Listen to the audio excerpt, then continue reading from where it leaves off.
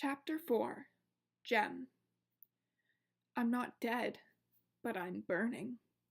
Thrown on the pyre, alive.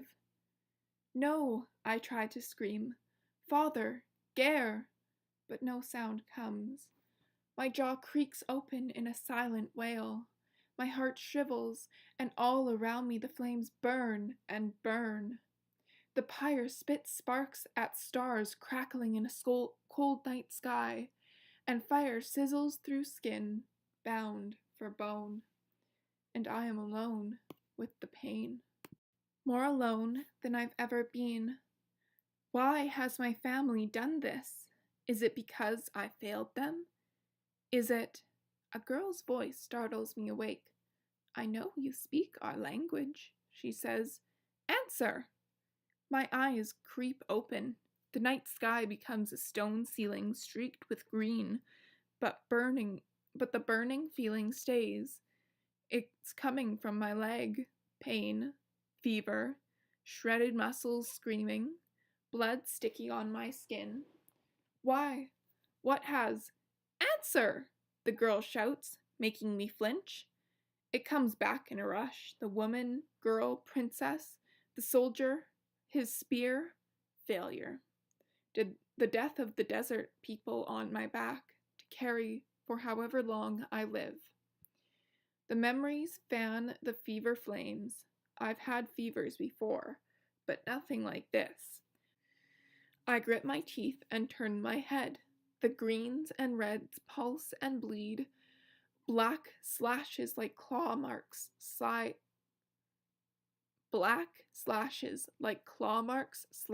back and forth before my eyes. It takes a moment for the marks to still, another moment to understand what they are. Bars. A cage. Don't pretend to be ignorant. A gray blur behind the black slashes. My throbbing eyes strain, pulling the bars into focus. It's the princess in her baggy gray clothes, trembling in front of another set of bars. Behind them, my brother, Gare, stands as still as the stone walls, tall and strong in the face of her interrogation, though his cheek is split, open, and his eye is swollen shut. Tell me, she shouts, stepping closer to him. No, my queen, a man, shorter than the princess, but with broad shoulders and the hard face of a leader, reaches for the girl's arm and pulls her back. You're too close. She turns, and I see her face. It is red and puffy. Her cheeks and nose are wet. Junji, please, help me. On the last word, her features crumple, her eyes squeezing shut, and water leaking from behind her lids. More magic. I've never seen anything like it. I blink, and her face swims like the air above a fire. Fire. I'm so hot. Burning. My eyes close, and the cell melts away. When I wake again, the cage is dark and quiet, and I'm cold. Freezing. My skin crawls. My scales pull so tightly together that it feels they'll rip away from the flesh. I shiver until my teeth knock with a dull clack-clack.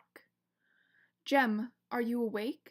A whisper I can't place, but in the language of the desert people, not the smooth skins, so it must be, Gem, can you hear me, boy?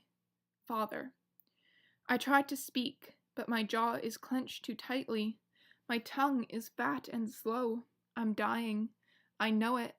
My body feels cut in half, the top made of ice, the bottom still hot, scattered with knots full of poison. Gem, if you can hear me, he draws a ragged breath. You are our hope. Remember what we came for. Leave a message at the gathering stones if you're able. We'll come back for you if we can. Come back? Where are they going? Have they found a way to escape? If not, you must finish. A long, hollow scrape interrupts him. Silence in the cell! a voice booms in the smooth skin language. Father ignores the warning. Bring life to our people. Save them, Jem. You... I said silence. There's another scrape, but then footsteps and a clang of metal on metal. Bring the darts. Another man answers, and more footsteps fill the room, and my father is still shouting, but somewhere beneath it all, I swear I hear Gare growl that he should be the one to stay behind, that he doesn't need smooth-skinned words to claim smooth-skinned lives. I try to tell him he's right, to confess my weakness, to tell my father I am dying and it's too late, but I'm already floating away from my body, up, up, up, until I look at the slab of meat that housed my spirit, down from the ceiling where the air is silent and peaceful. I want to keep going. I want to leave my corpse to cool on the stone, but I worry. Will I be able to reach the land of my ancestors if I die here? Without a funeral fire, or the songs of the desert people singing me into the night? Or will I stay in this hole, a lost spirit, haunting the Smoothskins for the rest of time? They deserve a haunting, but I don't want to be the spirit to do it. I am weak. How could I have ever thought myself strong? My heart thuddums, and I am pulled back to the cold hot of my body, to the knocking of my teeth, and the sound of my father crying out as he's shot. When the blackness comes again, I am grateful. In and out, in and out. Days, maybe weeks, pass in a haze. My feverish body is moved from the stone slab to a pallet so soft I'm sure I'm dreaming it. It cushions me like a cloud. A blanket made of whispers covers my body. Gentle fingers pry my lids and pour bitter liquid down my throat. I swallow. I don't care if it's poison. I sleep. I don't care if I wake. I'm ready to die. I don't want to live or think or dream anymore. The dreams are the worst. Even when the sick heat in my leg fades, I still dream of flame, of a pyre where I burn forever to pay for failing my people. I am more than shamed. I loathe myself. Father, the sound of my own voice startles me awake. My eyes open wide, but immediately slide them half closed again. It is bright in this room, sun-filled. I never thought I'd see the sun again. I never thought I'd see her again either. The princess sits by my pallet, her oval face calm, emotionless, her blind eyes staring through me. Are you awake? Her voice is different than I remember. Emptier. She looks different too. Her dark hair is coiled on the top of her head like a nest of snakes. Her lips are stained the red of a cactus flower. Her body is covered in a dress the color of her eyes, but not a dress of a desert woman. No knit. Our women's dress ties with a strap at the back of the neck. They end at the knee, which slits up the side to give their legs room to move. This dress has sleeves that clutch the girl's arms, holding her shoulders prisoner. It squeezes her chest and waist. I roll my head to see that the squeezing continues all the way to her ankles. She looks like a worm wrapped in a green silk for a spider's dinner. I asked you a question, she says, still calm, unmoving except for her red lips. It feels like we're alone in this room, but she doesn't seem afraid. I roll my head, forcing my stiff neck to turn one way and then the other. My eyes roam, taking in the stone walls, the barred windows, and the heavy wooden door.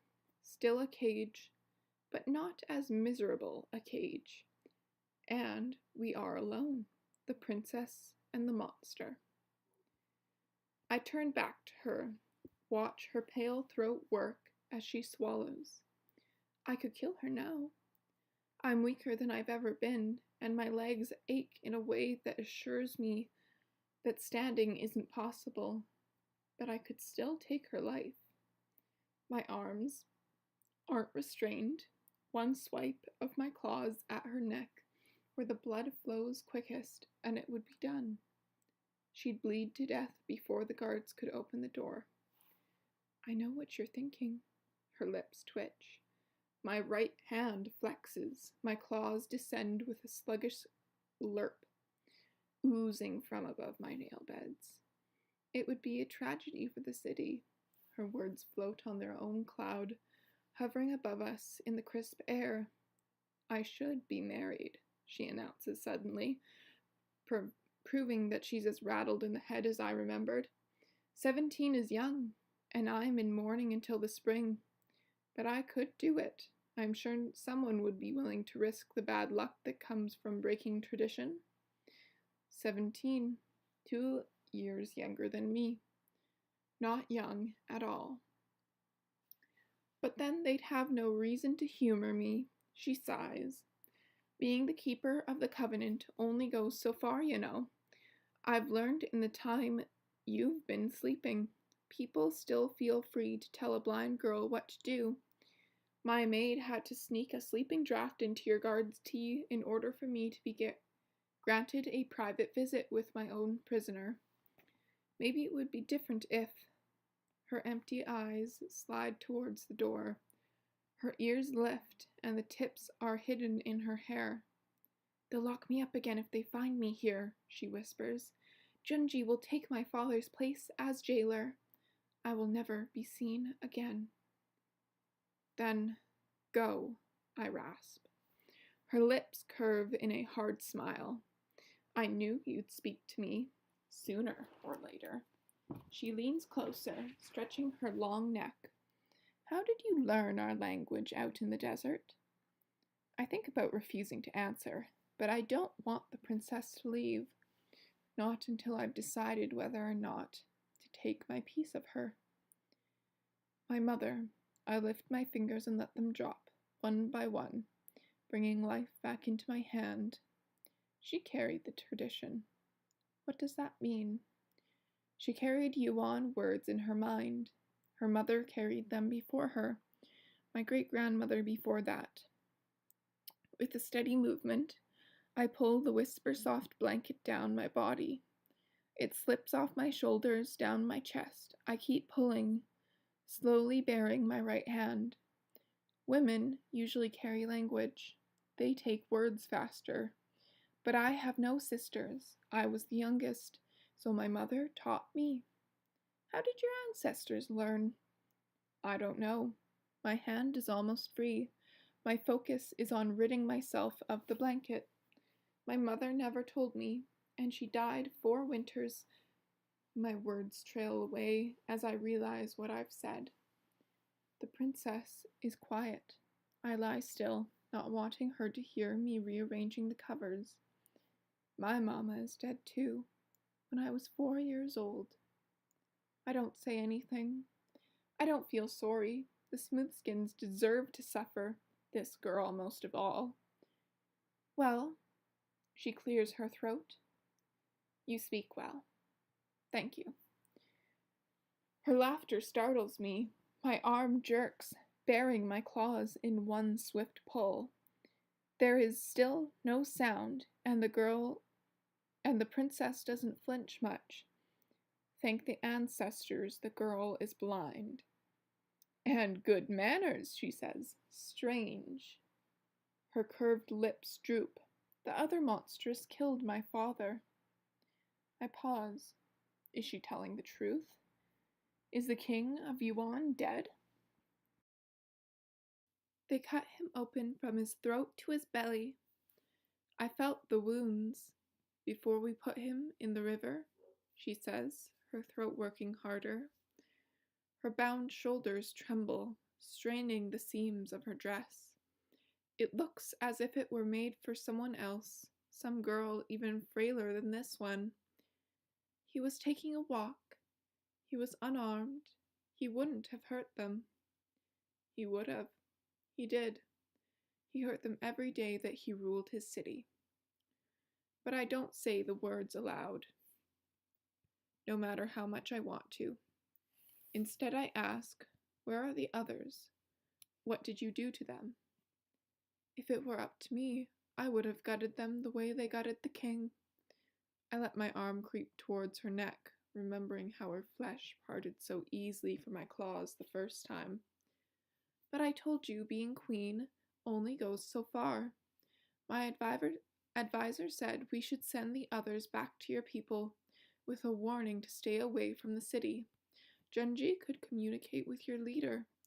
They drew symbols on the dirt floor of the cell. Your leader, your father, if he's to be believed, offered to leave you here as a gesture of good faith.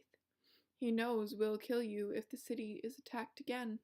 Her words would wound, but I remember what father said that night as I lay shivering in my cell. I'm not a gesture of good faith. I'm a weed in their garden. He seems confident you'd recover. I wasn't sure. She reaches out. I hold my breath, ready to drop my hand back to the pallet, but her fingers alight on my forehead, not my arm. But you're cool now. The pads of her fingers trace the slope of my nose, over my lips, sending a strange zinging sensation across my skin. She continues over my chin, down my neck, where her hand curls. Her fingers begin to squeeze, and the ring is banished by a thud, thud, thud of blood struggling to flow. I should do it. Now. Cut off her arm, go for her throat. But I don't. I am still weak, not only in the body, but in the mind. I don't want to kill a motherless, fatherless, blind girl, even if she is my greatest enemy. Did you know they would kill him? She asks. I think about saying yes, just to see if she'll try to strangle me to death, but instead I say, we weren't here to take lives. Her grip loosens. Why were you here? I swallow, throat rippling beneath her fingers. We're hungry. We hope to steal food to take back to our people. I can't tell her that my chief's vision revealed that the roses are the secret to the smoothskin's paradise under the dome. And I can't kill her. If I do so, I'll never leave this room alive. My arm falls, my claws ease back to their beds. I don't know why I'm alive, but I am. And I must make the most of it. I have to find a way into the garden. My people are starving, I say. She makes an angry sound. She makes an angry sound beneath her breath. If my father weren't dead, I would feel sorry for you. Her fingers tighten again until my eyes ache and green-pink spots dance around her face. I would have put food outside the gate. Liar, I grunt, fighting for breath. Maybe. She bends close and I smell her breath, sweet, like sticky fruit and roses. Maybe I am lying, the way you lied when you told me I'd die without your help. But you'll never know for sure, will you? And your people will continue to starve. She smiles, and I move faster than I thought I could after so much time in a cage. I snatch her wrist, pull her fingers from my throats. She comes for me with a balled-up fist that hits my chest and glances off without damage, and I snatch that wrist as well, holding tight as she struggles. I am so weak that my heart slams into my chest, and my head spins from even this small effort. But she's weaker, like a child. Release me, she demands. You're the one who wanted a fight. I pin her wrists together and hold them, like Gare did to me when I was small and wanted to play rough. I am determined to show her that I won't tolerate her abuse, but she struggles only a moment before her neck bends and her forehead drops to her hands. I flinch as her eyes shut and her shoulders begin to shake. Water spills from behind her lids, fat drops that slide down her cheeks and fall onto my bare chest. It wasn't a fever dream then. What is that? I breathe. She lifts her face. Her eyes aren't empty now. They're swimming with misery and pain. This girl wouldn't run through the garden laughing like a child. The death of her father cut that part of her away and left her bleeding inside where wounds hurt the most. I tell myself it's no less than she deserves, but my voice is softer when I repeat, "What is that?" "What?" Her hands squirm. "The water." I loosen my grip on her wrists. "From your eyes." She swallows and sniffs as she pulls her fist to her chest. Tears. Tears. I remember the word, but only vaguely. It wasn't one that came up often in my lessons or in Mother's songs. My people don't tear.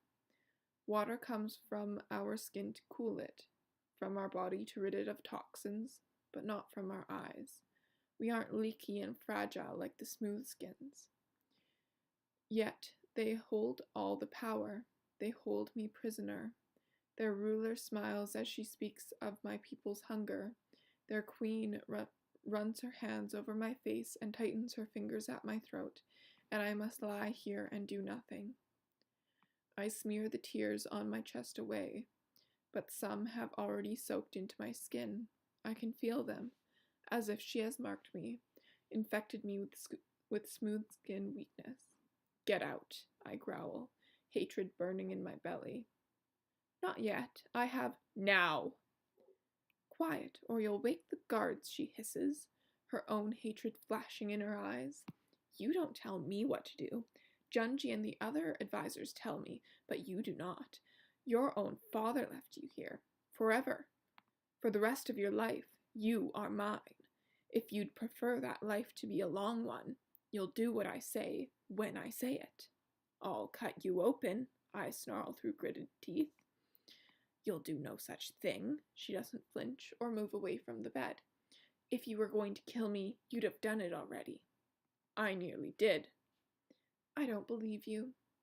"Do you believe these?" My claws are at her neck a second later, the tips puckering at the skin at either side. Her lips part, and a strangled sound gurgles from her chest, but she doesn't move. She has realized the slightest twitch will open her throat. "You seem curious about what will happen when you die," I whisper. "Maybe it's time for your curiosity to be satisfied." She sips air, swallowing like a three-hooved girt, picking its way down a rocky slope of a canyon. I tighten my grip. The 5 puckers on her throat deepen. A little more pressure, and her blood will flow. I tell myself it will be justice, but I'm not thinking about justice.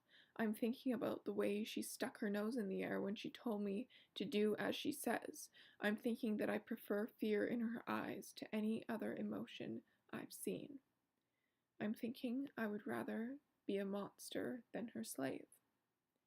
"Your father told Junji that you were a healer." Each word is careful, formed mostly with her lips, using as little breath as possible. "I am a warrior. I come from a family of warriors, the greatest family of warriors, at least until I was born into it." "Then you don't know plants?" she asks, a new fear creeping into her voice. "You don't grow and mix herbs for the Monstrous?" "We are the desert people." "And my name is Gem," I add silently. "Thank you for asking. Thank you for offering your name before you started giving orders." But why would she give me her name? In her eyes, I am an animal. My only hope of becoming anything more, of gaining enough freedom to escape the doomed city, is to win the Smoothskins' trust. So far, none of them have bothered to speak to me, only this girl. But she is the princess, no, the queen, and has power, even if it isn't as much as she'd like. And she wants to know about herbs about herbs father said I could mix. I know certain common remedies, but I've never mixed a true healing pouch in my life. My father isn't a stupid man. There must be good reason for his lie. If I weren't on the verge of committing murder, I would probably think of it. I relax my grip almost immediately. My head clears, grow and mix herbs, the gardens. Father was paving the way for my escape with the roses, giving the queen a reason to let me out of the cage. I know plants and herbs. I retract my claws. The queen gives a shuddery breath. Why? I have a field, a large one. She plants, hands fluttering at her neck. I want you to help me plant it with healing herbs, especially those she clears her throat, that the desert people use to ward off further mutation. Herbs to ward off mutation? There is no such thing. At least, not that I know of. But just like my lie about the poison in my claws, this lie must serve a purpose. If I am to agree to assist this girl, I will find out what it is. All right, I say. I'll help. Good. She stands, wobbling in her narrow dress. I'll talk to Junji and have the guards sent to fetch you in the morning. You'll be bound when you leave this room, but the chains will be loose enough to allow you to work. She goes to the door, but turns back almost immediately. When guards come, tell them nothing about what we will be growing. I don't want my people to know. Not yet. Why? She pulls a silver key from a pocket near her hip. The sight of it makes my damaged legs ache. If I were whole, I could rush her and take the key. But I'm not whole, thanks to this girl and her men. You seem like a clever beast, she says, fitting her key into the lock. I'm sure you'll understand, sooner or later. I am not a beast. I swallow the cry pushing at my lips. It would do no good to tell her. I must show her. Tomorrow I will begin, I think, as she slips out the door as swiftly and as silently as a tear down a smooth-skinned cheek. Tomorrow I will serve and obey. I will be on my very best behavior. I will use only Yuan words and keep my claws sheathed. But tonight I will close my eyes and pretend I am not her prisoner. Tonight I will remember the fear in her eyes and let it fill my mouth with the taste as sweet as her rose and sugar breath.